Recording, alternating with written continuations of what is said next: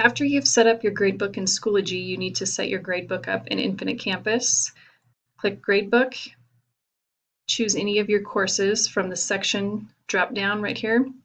Click Settings, choose Categories, click Add, and then make sure that your categories are named exactly the same as your categories in your Schoology gradebook. And then you can add the categories to any courses that they apply to.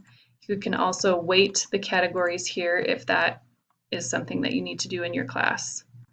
Click Save. If you need to add more categories, click Add again.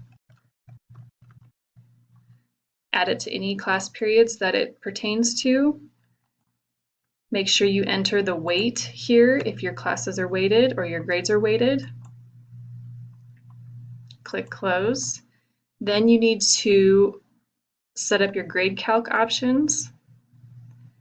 Choose Fill Options, and you're going to fill calculation type, choose In Progress Grade. For grading scale, choose Middle School Curve, and you want to weight categories.